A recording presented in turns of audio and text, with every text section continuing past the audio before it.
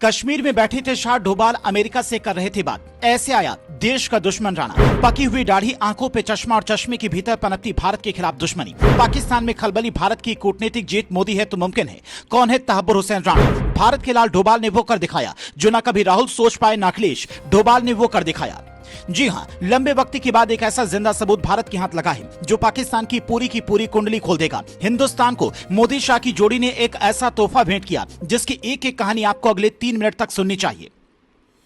2008 में जब भारत के इतिहास का सबसे बड़ा हमला पाकिस्तान ने किया, तब सरकार कांग्रेस की थी। कांग्रेस सरकार ने पाकिस्तान को जवाब देने के बजाय बयान जारी किया कि हम बातचीत नहीं करेंगे। 170 की जान गई, देश की ताज पर हमला हुआ, इजरायली लोग मारे गए और मनमोहन सरकार बैठी रही। 2008 में ही डोभाल मोदी की पहली मुलाकात होती है। डोभाल मोदी को दिल्ली लाने का प्लान समझाते हैं। जिस तहव्वुर हुसैन राणा को भारत लाया गया, उसकी पूरी कहानी साल 2007 में ही खुल जाती। दिल्ली के होटल में छोटा राजन के गुर्गों के साथ में अजीत डोभाल मीटिंग कर रहे होते हैं। ये दाऊद तक पहुंचने की आखिरी कोशिश हो सकती थी। कांग्रेस सरकार महाराष्ट्र के कुछ पुलिस अधिकारियों को भेज देती है और डोभाल के साथ में बैठक में शामिल छोटा राजन के गुर्गों को उठा लेती है। डोभाल को चेतावनी जारी की जाती है कि आप नौकरी में नहीं हैं।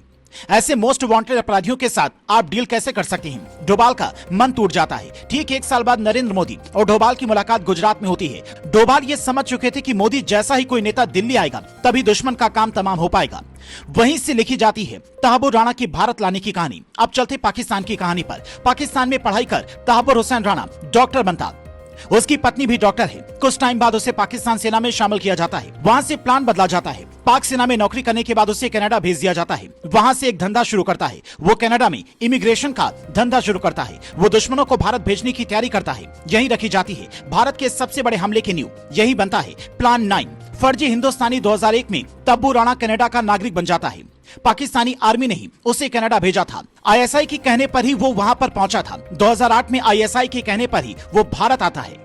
जानकारी के मुताबिक वो कुछ दिन के लिए मुंबई में रुकता है। फिर जब भारत में हमले की साजिश को अंजाम देने के लिए पाकिस्तान से 9 दुश्मन समुद्र के रास्ते भारत आते हैं, तो उन सभी के रहने और खाने का इंतजाम भी यही तहब्बुर हुसैन राणा करता है। डोभाल की आंखों का कांटा बन चुका था राणा।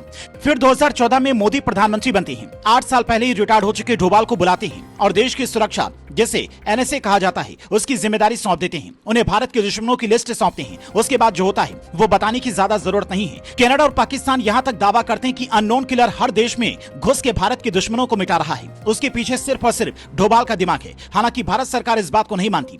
अमेरिका में ट्रंप राष्ट्रपति बनते हैं। मोदी और ट्रंप के बीच में एक बयान जारी किया जाता है कि तहब्बुर हुसैन राणा के पदार्पण पे अमेरिका भारत का साथ निभाएगा। उसके बाद भारत लाने की तैयारी होती है। तहब्बुर हुसैन राणा को लाने से पहले अमित शाह एक बैठक बुलाते हैं। उसमें डोभाल और जयशंकर जाते हैं। अब मोस्ट वांटेड दुश्मन से पूछताछ होगी, जिसमें हाफिज सईद का नाम भी आ सकता है और डोभाल हाफिज सईद को भारत लाने की पूरी कोशिश करेंगे।